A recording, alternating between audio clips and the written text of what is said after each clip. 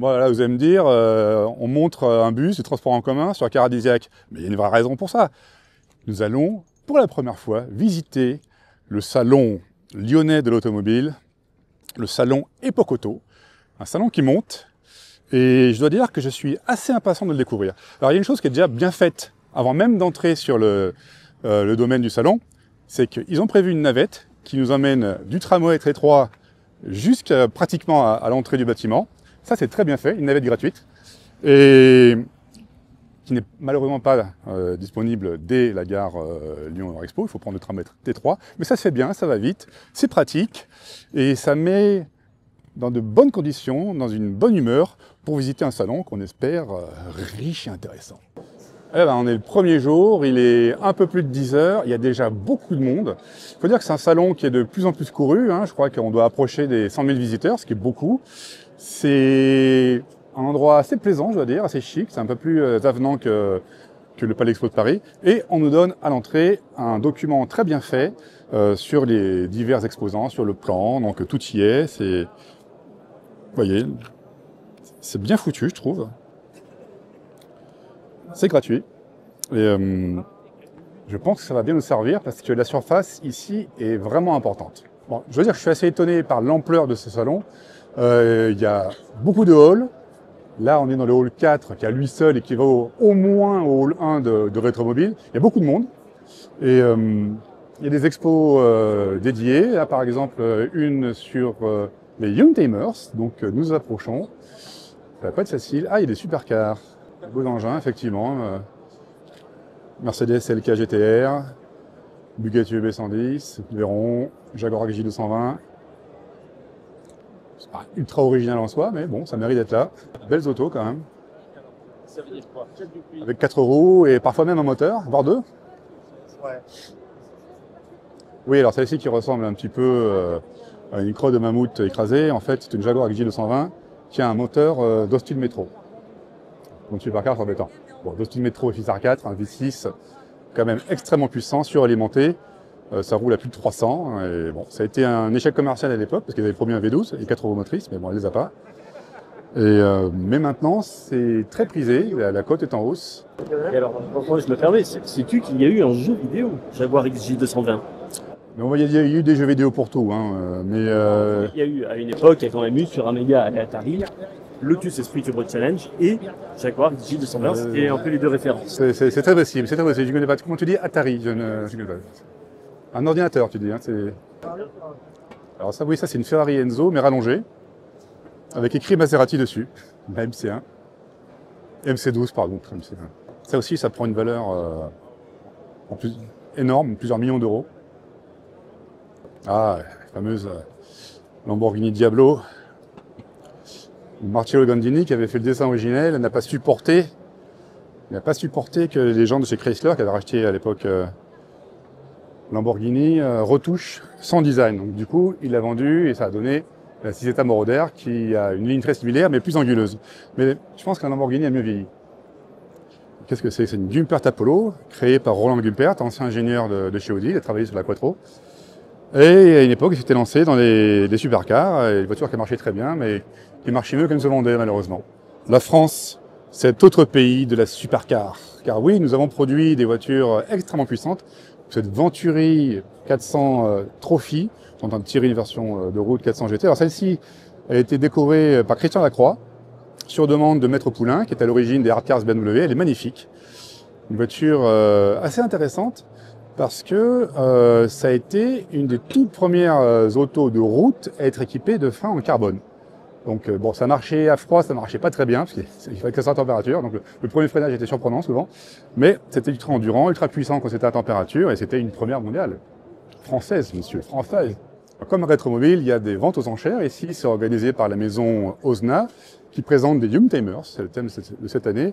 Et effectivement, il y a des voitures récentes, une Mégane 2 RS, voiture qu'il faut acheter maintenant, qui n'est pas encore très chère et qui quand même une excellente sportive. Alors, plus étonnant, derrière, qu'est-ce que je vois? Une rutilante 405 SR phase 1. Elle est dans un état assez étonnant. Ça fait des années que je n'en ai pas vu comme ça. Elle doit être de 90-91 parce qu'elle a le deuxième volant. Elle est estimée à maximum 6 000 €, mais c'est une vraie rareté. Dans cet état-là, c'est une voiture, je pense qu'il faut commencer à s'y intéresser.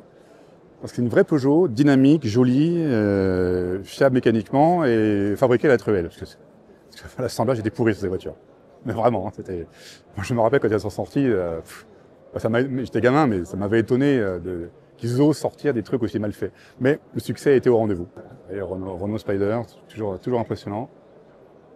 Sierra Cosworth, une vraie voiture intéressante aussi, la Sierra Cosworth. Il y en avait une. Assez oubliée, mais extrêmement performante. Celle-ci, c'est une version 4 roues motrices apparemment. Très bel état, apparent en tout cas. Magnifique siège recaro à l'intérieur. C'est sportif mais chic quand même. Ouais, c'est une voiture qui a servi au rallye, hein, mais qui a été vendue aussi sur route et pour un usage routier avec un bel équipement. Et à l'époque, ça marchait nettement plus fort qu'une BMW M3 qu'on voit à côté. Ça coûte beaucoup plus cher. Bon, c'est une autre gamme, ça fait plus rêver les gens, mais bon, moi j'aime bien la Sierra. Puis bon, alors évidemment une Delta Integra Evo, ça c'est un monstre routier. À l'époque où Lancia faisait des voitures, vous vous rappelez, des vraies voitures, avec des moteurs puissants, des transmissions intégrales, des châssis extraordinaires, voilà. Alors on l'a un peu oublié, mais la 404 était la familiale préférée des Français dans les années 60. C'est une voiture qu'il faut redécouvrir, parce que je la trouve très jolie en fait, elle a un charme assez étonnant maintenant. Elle est considérée comme ancienne, mais ça reste très utilisable au quotidien, et c'est très fiable. Et c'est un moyen de rouler décalé, pas très cher. Celle-ci est estimée entre 8 et 10 000 €. Bon, c'est une version 62, donc c'est parmi les premiers millésimes. Ah, j'adore, les couleurs des années 60, cette sellerie lit de vin, ces chromes, ça a vraiment un charme et une odeur, surtout, ça on peut pas rendre à la caméra, mais il y a vraiment une odeur particulière sur ces voitures. Hein. C'est ça aussi qui fait que dès qu'on est à bord, en fait, on est transporté, c'est déjà un voyage en soi. Il n'y a pas besoin de rouler avec une ancienne pour voyager en fait. C'est étonnant. Alors la ligne de cette voiture, comment dire, un petit peu amusante, non pas en elle-même, mais parce que en fait c'est un projet Pininfarina qui a été auparavant préalablement dévoilé sur la Lancia Florida, un concept des années 50. Et à l'époque, Pininfarina vendait ses projets un peu à tout le monde. Donc on retrouve cette esthétique chez Peugeot, chez Austin, chez Maurice, un peu chez Fiat aussi, donc chez Lancia. C'est assez ce qu'on appelait à l'époque la photocopieuse de Pininfarina. Moi j'aime bien les bizarreries, et là nous avons un engin qui s'appelle Goliath, tout un programme, sauf que c'est petit, un utilitaire de 1951 à 3 roues. Il me semble qu'à la base c'est un truc allemand, et c'est une allure mais complètement folle, moi j'adore. Ah, quand même un beau plateau derrière, il y a un bel état celui-là, il a été pas trop mal restauré j'ai l'impression. Mais c'est pas tous les jours qu'on voit ce genre d'engin improbable issu d'une sorte de troisième dimension parce qu'il n'y a que 3 roues. Là nous voyons comment dire, les extrêmes de la production anglaise. D'un côté une Rolls Corniche, énorme, ultra chère à l'époque. Et à côté une petite Rover 114 JSI. Donc à la base c'était une style métro, donc une voiture pas totalement réussie d'un point de vue technique, mais bon, il a bien amélioré. Alors ce qui est étonnant, c'est que ça coûte pas très cher, la Rolls je veux dire, parce que vous avez accès à un modèle d'ultra luxe pour une cote qui est estimée apparemment entre 40 et 60 000 €, donc effectivement dans l'absolu c'est pas mal d'argent, mais vu l'exception, vu le caractère totalement luxueux et hors norme du véhicule, qui à l'époque s'adressait à vraiment une petite élite, c'est pas très cher payé en fait, hein. C'est le prix, ouais, il y a certaines 205 GTI qui vendent à ce prix-là, quoi. Hein, bon. Et la Rover, donc, par contre, elle est à 8 000 € maximum, donc c'est aussi un moyen de rouler dans un youngtimer assez performant pour pas très cher. Ça, la sellerie et les boiseries, c'est quand même assez exceptionnel sur les Rolls. Hein, il y a un petit peu de travail à faire sur les cuirs, un petit traitement à appliquer. Je suis toujours étonné qu'ils fassent pas ça avant les vendre. Bon, c'est peut-être moi qui suis un petit peu trop perfectionniste. Mais ouais, non, c'est quand même une belle auto. Paradoxalement, l'intérieur de la Rover est moins marqué par les yeux. Oh, derrière, nous avons une très belle Alpine V6 GT. Ça aussi, c'est une vraie voiture de sport sous-estimée. Alors celle-ci, c'est une version avec le V6 PRV 150 chevaux, donc c'est pas ultra puissant, mais comme c'est très léger, je crois que ça fait moins d'une tonne, ça marche très très bien. Hein.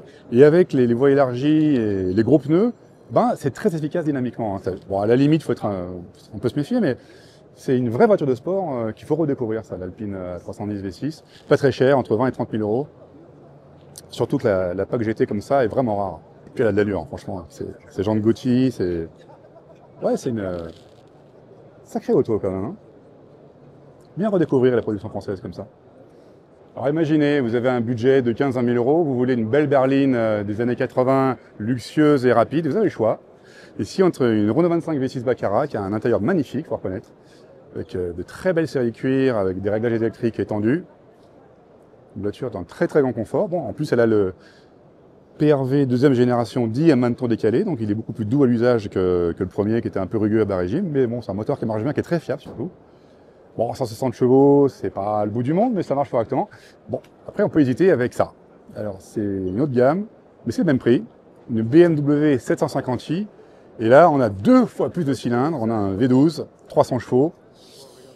Quand même une sacrée bagnole. Pour un usage collection, les données de consommation, ça intervient pas tellement. Moi, je pense que je craquerais pour la BM. Mais bon, chacun fait comme il veut. Belle auto. Ceci n'est pas une Bugatti. Non, c'est une de la Chapelle. Une réplique de Bugatti 55. Je crois qu'à l'époque, d'ailleurs, elle s'appelait Stimula 55. Et une voiture rare, très très bien faite. Et qui a une particularité vraiment intéressante, c'est que c'est une mécanique BMW. Donc c'est un très beau 6 cylindres en ligne. Je crois que c'est une base de 325i, donc ça fait 170 chevaux, c'est 71 chevaux pour être précis, il me semble, hein, à vérifier. Et une vraie rareté, 50-60 000 euros, c'est un petit peu cher, mais il faut quand même reconnaître la qualité de réalisation de l'ensemble. Ça, voilà des choses intéressantes, on va acquérir en France. Bon, avec un moteur allemand. On a 2 voitures intéressantes qui sont des ancêtres de catégorie actuelle, l'une très prisée, l'autre un peu moins. Là, on a l'ancêtre du monospace, donc c'est une Fiat 600 Multipla, véhicule qui est sorti en 56 de mémoire. Là, c'est un modèle apparemment de 62. À la base, c'est une Fiat 600, donc c'est une berline de tourisme. Et là-dessus, on a bâti une carrosserie monovolume qui permet d'accueillir 6 passagers, une longueur très très limitée. Hein, je crois que ça fait moins de 3,50 m de long. Et la moquette centrale se rabat dans le plancher. Donc c'était déjà très astucieux. C'est vraiment le premier monospace au sens moderne du terme, en fait. Hein. Et bon, je trouve qu'elle a un charme assez incroyable. Ça vaut relativement cher. Hein. Celle-ci, entre 30 et 40 000 euros. C'est tellement rare que bon. Et là, à côté, on a un Jeepster de 1950 qui peut être considéré comme l'ancêtre du SUV. En fait, c'est un tout-terrain qui a été dérivé donc de la Jeep et qui se veut, par rapport à une Jeep qui est quand même très très rustique et très militaire, plus civilisé, avec des chromes, avec une belle sellerie, avec une capote qui se voudrait étanche. Et à partir de ça, Jeep s'est développé et a conçu toute une gamme de véhicules qui ont débouché sur le grand wagonnaire, qui lui est vraiment, pour le coup, l'ancêtre même le premier SUV à la limite. Et c'est intéressant d'avoir les deux mises côte à côte. Et dis-moi Stéphane, quel est ce petit bouton? C'est une poignée de porte qu'a vu, c'est très très soigné. Et c'est sur quelle voiture? Ferrari 348. Alors c'est pas la préférée des passionnés. Quand elle est sortie, elle n'a pas fait l'unanimité. Sauf que là, on a une version, non pas TB, c'est l'appellation qu'elle avait quand elle est sortie, mais une GTB. La version corrigée, avec un châssis revu, une coque un peu plus rigide. Et les défauts de comportement qui avaient été constatés au lancement du modèle, ont été corrigés. Donc c'est une voiture que je trouve très belle. Sur la même base, on a fait la 355. Moi, je trouve que la 348 est plus belle, elle est plus homogène. Et ça a pris une certaine valeur. Celle-ci est estimée à près de 100 000 euros. Donc il n'y a pas si longtemps, elle est trouvée à même pas la moitié. Mais ouais, quelle belle auto quand même. Hein. C'est une ligne très pure. Je préfère ça aux Ferrari modernes, mais bon, c'est mes goûts. Alors il y a une époque où les supercars étaient synonymes de puissance, certes, de sportivité, certes, mais aussi de beauté, d'élégance, de raffinement. Et puis maintenant, il y a ça. Et je trouve ça, les supercars modernes, pas uniquement celle-là, mais je trouve ça invraisemblablement laid. Alors là, c'est une McLaren Senna, c'est une croûte.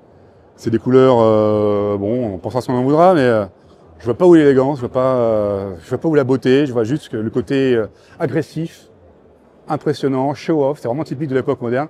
Alors il y a celle-là que je trouve assez affreuse. Alors, il y en a une autre derrière que je trouve tout aussi laide. Alors, pas la Porsche Carrera GT qui garde une certaine fluidité, mais c'est une voiture d'il y a 20 ans. Donc, voilà. Ceci expliquant cela. Il y a ce truc rouge là-bas. Alors, je crois que c'est une Ferrari, je suis pas sûr. Si, c'est une Ferrari. Donc alors, vous me direz, une F40 en soi, c'est déjà assez agressif, mais il y avait quand même un semblant d'élégance là. C'est une SF90XX, donc c'est une voiture exceptionnelle, mais je trouve ça horrible. Je trouve ça horrible, il n'y a pas d'autre mot. Et bon, c'est ce que les gens achètent à l'heure actuelle. Hein, pas les gens, ceux qui ont beaucoup d'argent. Et la cote de ces voitures est en train de vraiment exploser. Donc c'est à considérer d'abord comme des investissements, vu qu'elles sont en général toutes vendues avant d'être commercialisées, et revendues ensuite à des prix très supérieurs à celui auquel elles ont été achetées. Mais je trouve ça désespérant. C'est mon côté vieux con. J'étais un jeune con, maintenant je deviens un vieux con et j'assume. Stéphane, je comprends que tu t'y intéresses parce que ça fait longtemps que tu as pété un câble. Ouais, j'ai même pété une durite parfois, ça on me le dit souvent. Non, mais ici on est du côté justement des vendeurs de pièces détachées, de tubes, de câbles, de joints, de carburateurs, de phares, de fils électriques, de relais. Et il y a tout, enfin non, peut-être pas tout, mais il y a beaucoup d'éléments en tous les cas pour restaurer son ancienne, la réparer. Et c'est aussi ça l'intérêt de ces salons, c'est pas juste de voir des belles voitures, c'est aussi d'aller acheter des éléments, surtout si on est propriétaire de voitures anciennes, ce qui est mon cas. Mais moi j'ai des voitures dont personne ne veut, donc il n'y a pas beaucoup de pièces, malheureusement. Je vois encore des pièces détachées, des profils en caoutchouc, de tout. Et c'est vrai que là, tout à l'heure, je tenais un gros tuyau en main. Et il ne faut pas négliger les arrivées d'essence sur son ancienne parce que c'est pas comme les modernes, ça craquelle, ça fuit, ça peut prendre feu. Donc bon, ça c'est vraiment un des problèmes des pièces détachées des voitures anciennes, c'est qu'il y a tout et son contraire. Bon, même, cela dit, il faut quand même relativiser. Même si c'est une pièce, disons, de mauvaise qualité, elle aura le mérite de fonctionner, bon, pas très longtemps, mais de fonctionner, donc de permettre de rouler avec son ancienne, même si on devra la changer dans un délai relativement bref. Donc c'est aussi l'avantage de la chose. Bon, évidemment, il vaut mieux acheter des vieux fonds de stock, vraiment des pièces d'origine qui sont de meilleure qualité que les pièces modernes, la plupart du temps. Évidemment, il y a toujours des exceptions. Mais là, ouais, on trouve beaucoup de choses. Hein. C'est intéressant. Moi, pour les tractions, beaucoup pour les Françaises, évidemment, mais c'est ce qu'on trouve en France. Mais ouais, j'aime bien cette ambiance. Voilà, vous allez me dire, encore la DS, il a déjà fait un reportage à Paris il y a 15 jours. Oui, mais bon, ce sont les 70 ans de cette voiture incroyable. Et là, il y a une belle exposition, je dois dire, un beau rassemblement de DS très très coloré, avec des robes pour aller avec. Donc effectivement, c'est un peu cliché, voiture, robe, femme, bon, ok, d'accord. Mais bon, on va pas pour autant bouder son plaisir, parce que, ouais, ça c'est un des premiers exemplaires, hein, avec les ailes courtes, avec les enjoliveurs, l'intérieur Elanca, complètement loufoque. À l'époque, on n'avait pas peur de la couleur, quoi. On voyait l'avenir coloré, contrairement à maintenant. C'est exactement ça qu'incarne la DS. Qu'est-ce que c'est que cette chose bizarre? Là, c'est un châssis de 4L. Donc, on peut s'acheter un châssis de 4L remis à neuf, voire carrément tout neuf. C'est un peu le point faible de cette voiture, hein, qui rouillait beaucoup de cet endroit-là. Et celui-ci, bon, moi je le ferai pas, mais il s'équipe de jantes de Renault 5 Alpine. Il faut savoir que la 4L et la Renault 5 sont très très proches du côté des trains roulants, donc les uns sont sur les autres. Et ouais, un truc quand même qui m'interpelle, c'est que c'était une voiture minimale, la 4L, mais qui n'était pas du tout bâclée d'un point de vue technologique, parce que 4 roues indépendantes, bras superposés à l'avant, direction à crémaillère, grand débattement. C'était quand même du travail très soigné, hein, pour une voiture qui se voulait populaire et pas chère. Alors les Citroën boudés, il y a écrit, pas tant que ça, parce que la cote des Citroën Visa, surtout les GTI, surtout les sportifs, c'est littéralement envolé. Bon, nous avons été un petit peu induits en erreur. C'est ça, induits en erreur. Bon, on pensait que c'est ça les constructeurs, en fait non, ce sont les clubs. Et je vais dire, tant mieux, hein, parce qu'ils arrivent avec des anciennes, des voitures vraiment sympas, pas des modernes bêtes et méchantes qu'on peut voir dans la zone commerciale de Moulin-Nord, par exemple. Et là, par exemple, voilà, une BX GT, pas la plus courante des BX, très bel état, moi j'aime assez. À côté, une BX Sport qui est toute une histoire, cette voiture. Peut-être un jour, je vous la raconterai. C'était un développement à l'arrache, mais pour un résultat qui est excellent, en fait. C'est une très très bonne voiture quand elle est bien réglée.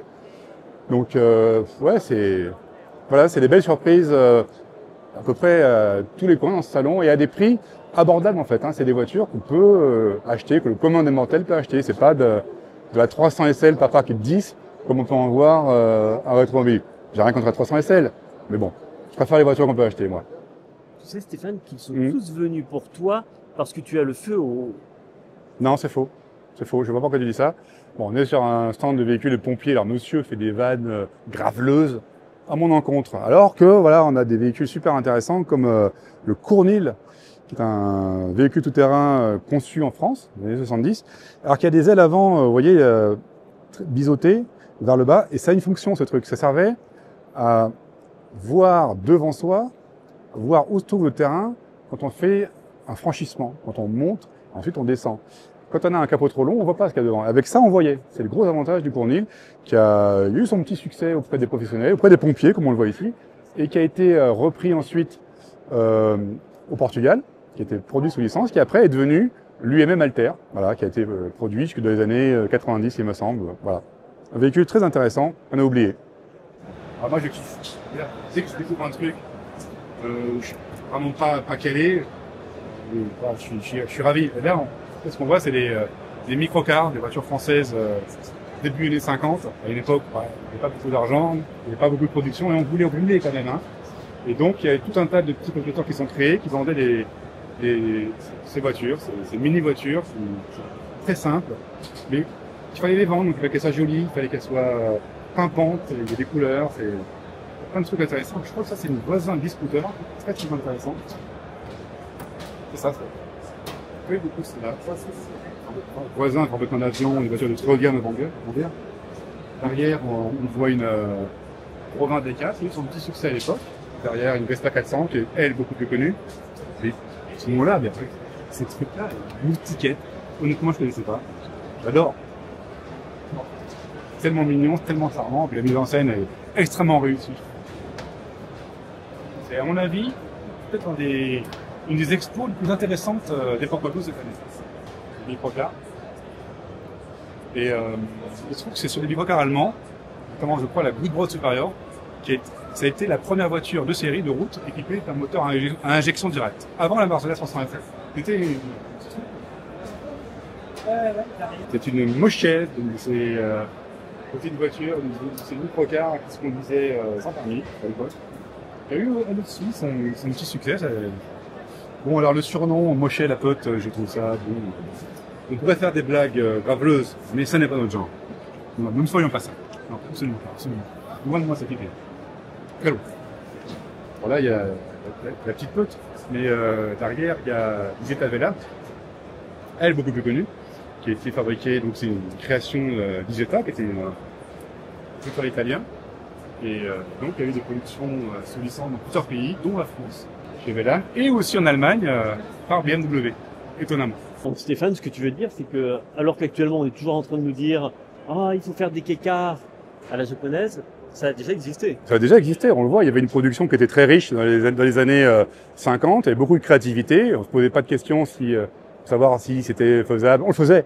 Voilà, donc... Et après, on s'arrangeait pour les vendre. Ça se vendait pas forcément très bien, mais il y avait de l'idée. Là, par exemple, c'est inspiré d'un cockpit d'avion. Ça rappelle la Messerschmitt, mais voilà, je suis Inter, ça s'appelle. Je connaissais pas ce modèle. C'est voilà, ça montre que voilà, on n'invente rien, on recrée inlassablement, en faisant croire que c'est nouveau, mais ça n'est pas nouveau.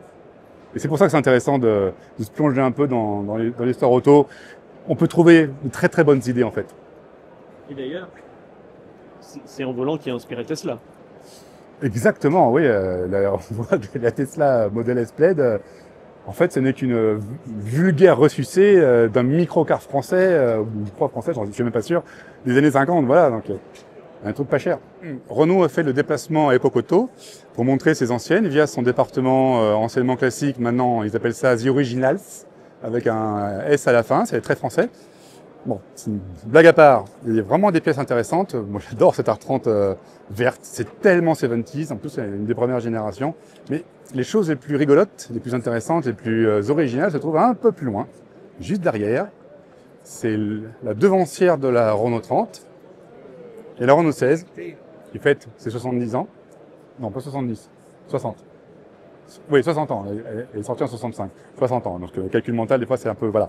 Donc là, on a une originale version, originale, vous avez vu, hein, version américaine, avec des pare-chocs à tubulaire et une plaque de Washington, qui est une ville assez connue, paraît-il, aux USA.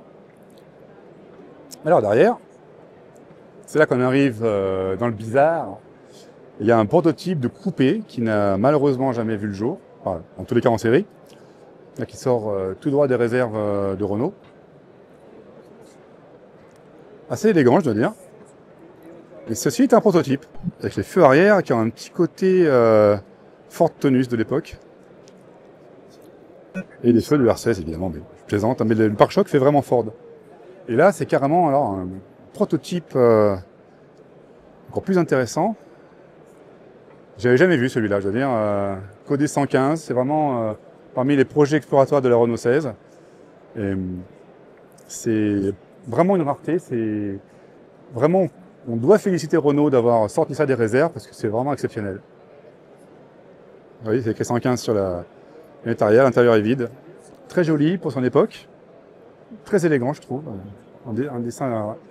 Et alors à côté, il y a la 114, dont nous avons déjà parlé sur Caravisiac il y a quelques années, qui était un projet de berline haut de gamme, Renault, qui a été abandonné parce que jugé trop cher à développer par rapport à son potentiel commercial. Et surtout, elle avait un moteur 6 cylindres, donc très taxé, pas forcément populaire sur le marché français. Donc ça a été abandonné, pourtant à un stade très avancé de développement. Et ça a été abandonné au profit de la Renault 16. Voilà. Tu sais Stéphane, cette oui. voiture elle me fait penser à toi et à ta chevelure. Ça me fait de la peine ce que tu dis. Parce que oui, effectivement, au niveau de chevelure, ça a bien changé. Alors non, je précise à l'attention des internautes qui pensent que je suis mourant. Je ne suis pas mourant, je vais très bien. D'ailleurs, je viens d'aligner des kilomètres et des kilomètres de visite sur ce salon Epoch-Auto qui est très riche, très dense. Et qu'est-ce qu'on a ici? Alors c'est pas Halloween, mais presque. Parce que cette voiture est toujours très bizarre. Le club apparemment aussi, et de façon très amusante. Mais ils ont mis des citrouilles, pour rappeler la couleur donc, de cette Renault 15 des années 70, je ne sais pas quelle année elle est précisément, mais c'est vraiment un design très particulier. Hein. Je crois que c'est dû à Gaston Juchet, qui est aussi l'auteur de la R16. Et c'était une vraie trouvaille cet avant avec ce pare-choc qui englobe les phares, qui donne tellement de caractère à la ligne de cette voiture. Bon, techniquement, c'est une R12, donc c'est relativement banal, mais pour l'époque, c'est correct. Alors derrière, on a la version haut de gamme, qui est la R17, qui se distingue par ses 4 phares, donc pour avoir un avant un peu plus agressif, et 2 profils. Et là, on voit pas bien parce qu'il y a des gens devant, mais au lieu d'avoir une grande ville de custode, elle en a 2, dont une qui est protégée par des sortes de jalousies. Et c'est vraiment une des premières, celle-là, elle est magnifique. Magnifique voiture. Et le tableau de bord aussi avait un design extraordinaire. On voit pas bien là, je sais pas si on peut l'ouvrir. Non, il est fermé. Malheureusement, ça a été abandonné sur les phases 2, mais dommage, c'était un design très gonflé, je trouve, pour l'époque. Ah, chez Renault, on osait. Hein. Techniquement, bon, bah, je l'ai dit, c'est banal, mais le travail de design est vraiment intéressant là-dessus.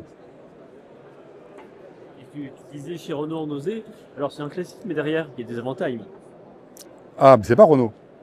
Ah. Oui, c'est pas Renault, c'est Matra. Alors, précis sur les alors, bon, non, effectivement, c'est le bureau de design de Renault qui a dessiné ce truc-là, mais c'est, comment dire, c'est bizarre, c'est étrange, c'est gonflé. Alors, je ne sais pas si Matra a eu raison de faire ça. Il faut savoir que c'est une base d'Espace 3. C'est ça. Et le problème, c'est que juste après l'Avantime, Renault a sorti l'Espace 4. Il ne doit plus rien à Matra parce qu'il est fabriqué en métal. Et l'Avantime, lui, il conserve la carrosserie en plastique des espaces 1, 2, 3. Et donc, ils ont voulu faire un truc original.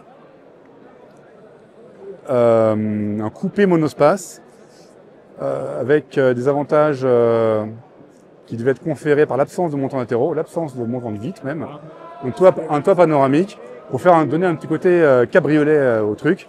Bon, ça a été très compliqué à mettre au point. Là, on voit la cinématique de la Porsche, ça a été un enfer à réaliser. La charnière, ils ont mis un temps fou à la faire, mais maintenant, voilà, on est plus de 20 ans après, Le design est vraiment intéressant, quoi. Le problème, c'est que c'est pas abouti. C'est encombrant. Et il y a le revers, en fait, de toutes ces ouvertures. Parce que pour garder une bonne rigidité de la caisse, il a fallu mettre beaucoup de renforts et ça a limité le volume intérieur. Voilà. Et il y a un défaut sur ce truc-là, c'est que le seuil de coffre est très haut, en fait. Donc, pour charger des objets lourds, c'est compliqué. Voilà, c'est un des défauts de cet engin, mais bon, le design est complètement dingue aussi. Hein, je dois dire que il y a un vrai engouement hein, pour ce véhicule à l'heure actuelle, parce que c'est radical. C'est radical et on n'ose plus faire des engins comme ça, quoi. Alors certains diront heureusement, moi je dirais non, malheureusement. Stéphane, je t'ai laissé 5 minutes sur le stand et en fait ces 5 minutes sont devenues un quart d'heure parce que tu as tapé la discute. Eh oui, parce qu'on est sur le stand l'Amica Alpine A310 4 cylindres, qui est une voiture qui n'a pas connu de succès à l'époque parce qu'elle était un peu chère par rapport à la concurrence. Ça valait le prix pratiquement d'une Porsche 911, mais elle avait des qualités vraiment étonnantes qu'on a oubliées. C'est une voiture très agréable à conduire, très précise, très confortable, plus saine que la Porsche, pas beaucoup moins rapide. Et bon, elle est sortie en 72, enfin commercialisation en 72, et ce sont les 50 ans de la version VG, donc la dernière qui était en 75, avant le passage à la V6, dont on voit un exemplaire ici, et dont on a vu un exemplaire de là-haut chez Osda avant, donc aux enchères. Et bon, j'en parle parce que j'ai écrit un dossier là-dessus dans le prochain magazine Rétroviseur, mais je dis ça, je dis rien. Rétroviseur en kiosque. Voilà. Et derrière, bah, il y a les autres Alpines, donc bon, là, il y a le dernier né de la gamme, évidemment, qui va s'arrêter, malheureusement. Côté, il y a la vraie A110 berlinette. La berlinette, si je me rappelle bien, est sortie en 62. Et c'était une époque, voilà, où il y avait pas mal de carrossiers français de fabricants français qui s'intéressaient à la carrosserie en fibre de verre. C'est un nouveau matériau à l'époque, dans l'automobile. Qui permettait bien des facéties, bien des créations, parce que c'est très malléable, c'est très facile à travailler. En tous les cas, plus facile que à travailler que la tôle quand on est un petit constructeur, entre guillemets. Et c'est léger et c'est robuste. Donc il y a eu beaucoup de constructeurs français à l'époque, mais pas que, qui se sont servis de ce matériau pour créer des voitures de sport. Donc Alpine, mais il y a aussi CG, les ponts RDB, enfin il y a tout un tas de petites marques qui ont disparu, sauf Alpine. Et dis-moi, là-bas, on a une collection bleu-blanc-rouge. Alors, on pourrait s'arrêter au côté bleu-blanc-rouge, mais il y a plus à dire que ça. Oui, parce que c'est en fait, l'Amical a fait les choses bien. Ils ont voulu reproduire la photo d'époque du lancement de la 106, où il y avait 3 voitures et qui arboraient les couleurs bleu-blanc-rouge, qui sont les couleurs, si je ne m'abuse, de la France. Bah là, l'Amical a fait la même chose avec la 310. Ah, j'ai adoré cette voiture quand je l'ai essayée il y a longtemps. Et c'est une petite auto, très nerveuse, très performante. C'est la Honda S800 qui a été présentée en Europe à Paris, parce que Honda ciblait le marché français, où en fait les jeunes à l'époque s'intéressaient beaucoup aux Honda. Pourquoi? Parce que c'était une marque qui était connue par la moto, donc ça plaisait aux jeunes, et qui était connue aussi par la Formule 1. À l'époque, c'était encore populaire la Formule 1. C'était pas devenu un truc élitiste comme maintenant. C'était vraiment accessible. Hein. Et Honda était déjà là et produisait des moteurs extrêmement performants. Et ça a donné celui-là. Donc c'est un tout petit moteur, hein, 800 cm3, qui faisait quelque chose comme près de 80 chevaux, donc un rendement énorme pour l'époque. Et ça prenait plus de 8 000 tours. J'ai testé personnellement. Et c'est d'un agrément de conduite surprenant, cette voiture, la S800. Et je suis vraiment très content qu'il y en ait ici. Alors derrière, ça j'avais pas vu. Saab 93. Alors ça, c'était un truc assez extraordinaire aussi. La Svenska Aeroplan AB. Alors ça, c'est pas la toute première, c'est une 93. Elle est sortie sous l'appellation 92. C'est une voiture donc, qui a été créée par Saab, qui au départ fabriquait des avions un petit peu avant, pas longtemps avant. Hein, parce que je crois que c'est sorti en 47, les premières Saab. Et c'est travaillé tout en aérodynamique. Et donc il y avait un CX, je crois, de l'ordre de 0,36 sur les premières. À l'époque, c'était exceptionnel. Et c'était des moteurs DKW d'OTAN au départ. Donc pas forcément ce qu'il y avait de plus performant, mais ça marchait. Hein. Et c'est des voitures très légères pour l'époque, bien équilibrées, et qui ont eu des succès en compétition. Après, bon, ils sont passés à des moteurs V4 Ford et c'est devenu autre chose, mais c'était une marque malheureusement disparue, très intéressante et avant-gardiste en tous les cas, par l'aérodynamique. Stéphane, je vais reprendre tes mots. Tu as dit Between, ça fait longtemps que j'avais pas vu ça. Ouais, enfin, oui, parce que la Mitsubishi Colt, c'était vraiment à l'époque où les voitures japonaises étaient cantonnées à 3% du marché français. Bon, on craignait à l'époque que ça envahisse le marché, donc on s'en est prémunis et on a mis des limites. Ce qu'on a tardé à faire avec les voitures chinoises à l'heure actuelle. Alors, bon, bref, c'est une autre histoire. Et ça, c'est la Colt, donc une compacte de Mitsubishi, deuxième génération. Et il y avait une version turbo. Alors ça, c'est une version rallye, bon, qui est rallye art, bon, qui est pas forcément celle qu'on voyait sur les routes. Et ça marchait très très bien. Ça faisait, je sais plus de mémoire, quelque chose comme 125 chevaux. C'était l'époque des GTI, hein, tous les constructeurs se devaient d'en avoir une. Et celle-ci était loin de faire de la figuration parce qu'elle était réellement efficace, bien suspendue. C'était un peu cher pour l'époque. Mais puis moi j'aime beaucoup le design de ces années-là, le design années 80 avec les portes autoclaves, les lignes très très fines, très origami en fait, sans fioriture. Et ouais, c'était une belle époque. Donc, je suis un peu nostalgique. Voilà. Mon côté vieux con qui ressort. Peux-tu me dire quel est le rapport entre cette voiture et la DS? Alors, il n'y a pas de rapport officiellement. Mais alors, officieusement, je pense, et je ne suis pas le seul, que la Studebaker champion 1953 a aidé Flaminio Bertoni à finaliser le dessin de la DS. Parce qu'on retrouve pas mal d'éléments, notamment tout le pourtour chromé, pare-brise, portière, tout ça, qui s'allie à une ligne qui tombe sur l'arrière. Il y a un côté, voilà, c'est sorti avant la DS. Il y a aussi une lunette arrière panoramique. C'est un design très très intéressant. Signé des studios de Raymond Loewy, qui était un Français expatrié aux États-Unis, et Raymond Loewy est un des grands créateurs du design industriel. Il a fait un travail colossal. Il a créé un studio de design. Il était un peu mégalomane, donc il ramenait tout à lui, mais c'est pas lui qui a dessiné celle-là, ce sont ses designers. Et il a travaillé beaucoup pour Studebaker notamment. Et il a créé, son studio a créé cette voiture que je trouve magnifique et surtout qui prend un peu le contre-pied des autres américaines de l'époque avec une ligne plutôt sobre, sans aileron démesuré, tout en élégance, en fluidité. Je trouve qu'elle est vraiment très très belle cette voiture. Bon, Stéphane, Oui. il est bientôt. En fait, on va devoir bientôt partir. La journée passe vite. Et on n'a pas fini. Et on n'a pas fini du tout de visiter ce salon qui est immense, donc il faut prévoir, à mon avis, 2 jours pour bien faire les choses.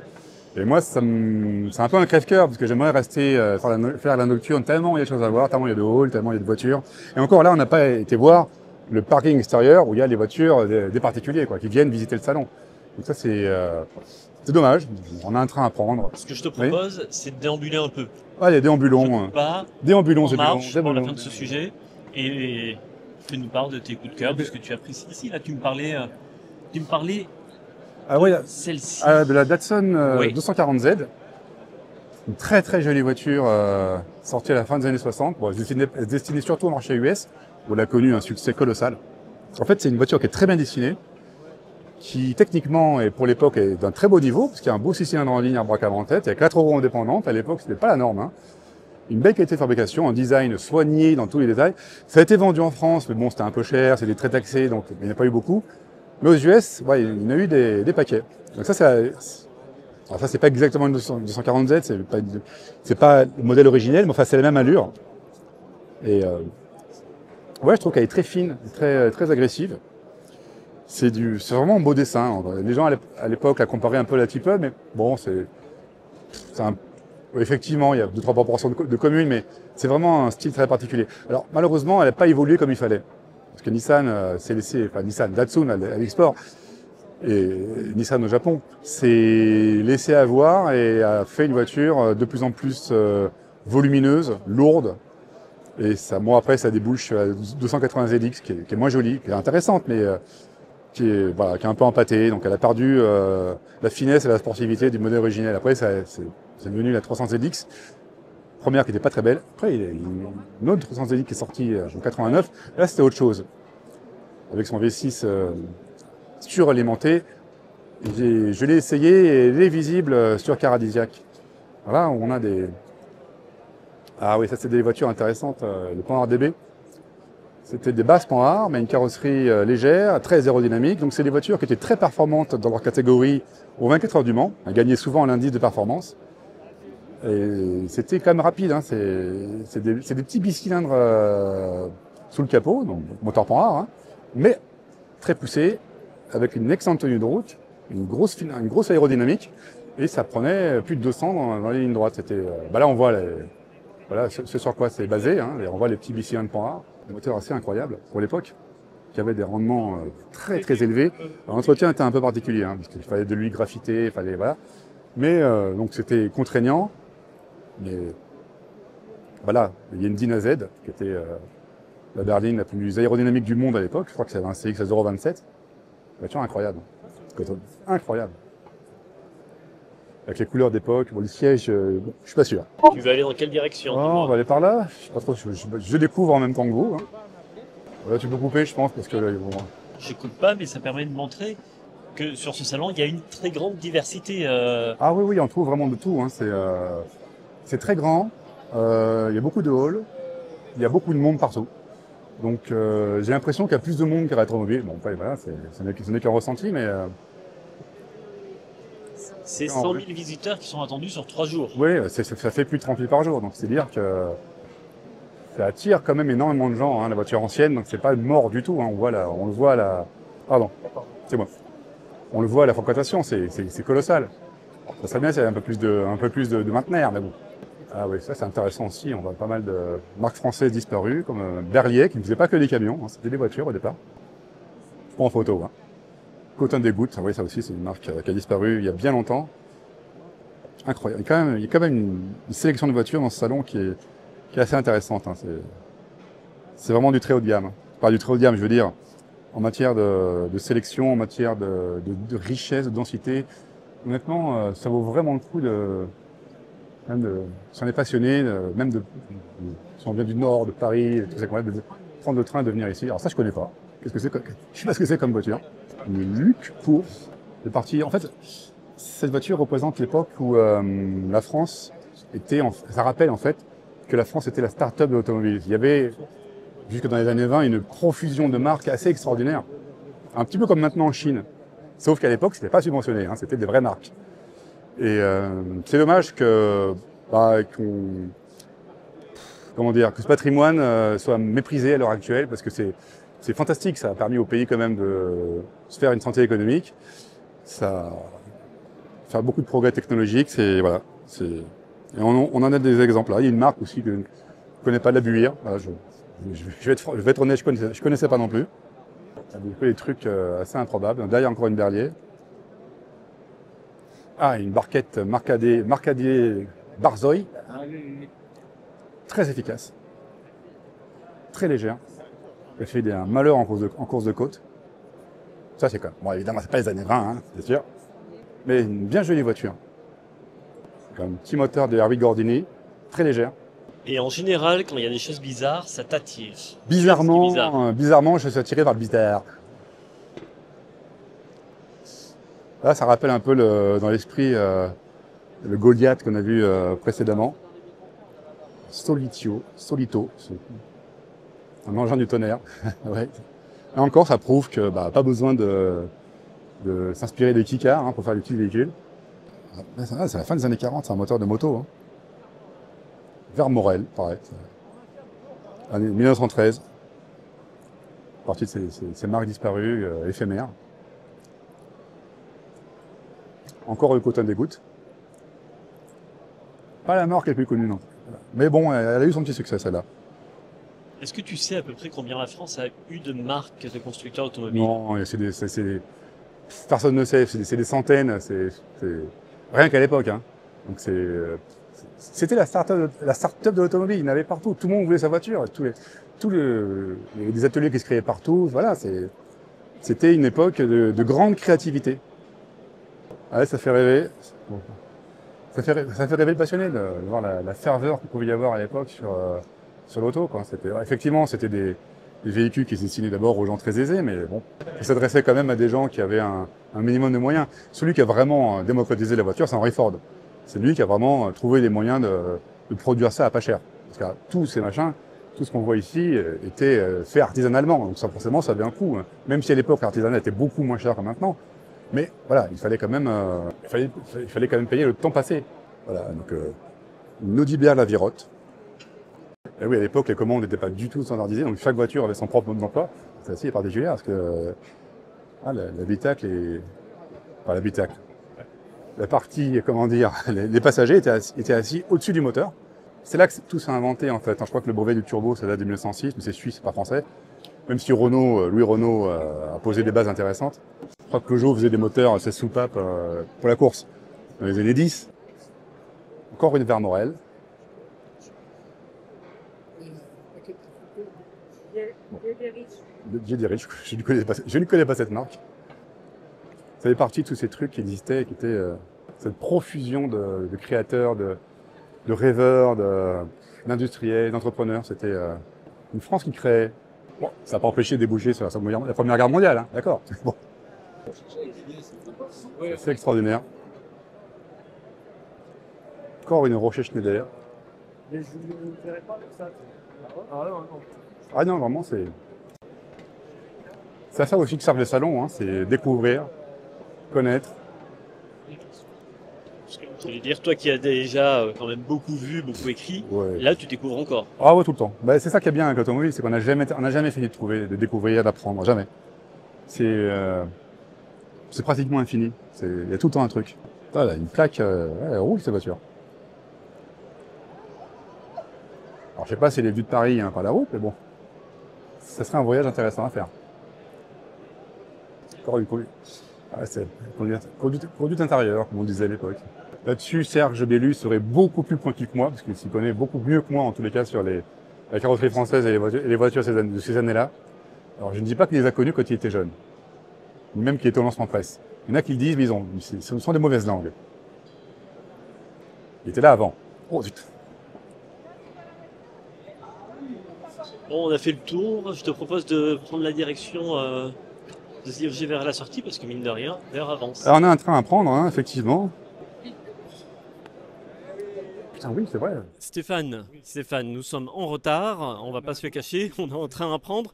En plus, on repart tranquillement avec des victuailles. Oui. Ce salon pour toi, c'est une première, c'était Oui. une découverte. Oui. Quel est ton bilan? Je pense que c'est un bilan plutôt positif, mais dis-moi tout. C'est-à-dire que je suis bluffé par tout ce qu'on trouve. La variété des voitures, par le côté accessible. En fait, par rapport à Rétromobile, forcément il faut faire la comparaison, l'avantage qu'il y a ici, c'est qu'il y a beaucoup plus d'engins que le commun des mortels peut s'offrir. À Rétro, il y a tout un hall qui est dédié au très haut de gamme. Et oui, il y a les scènes présidentielles. Et c'est des voitures à plusieurs millions d'euros. C'est le plaisir des yeux, évidemment. Il n'y a pas trop ça ici.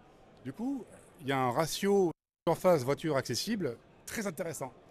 Et ce qui explique qu'il y ait une foule aussi invraisemblable, quoi. Voilà. Pour ma part, je vais m'excuser pour ces plans un peu mal de mer peut-être pour la fin, mais on est vraiment en retard. Vraiment à la boîte. Et Je sais même pas si on prend la bonne direction là.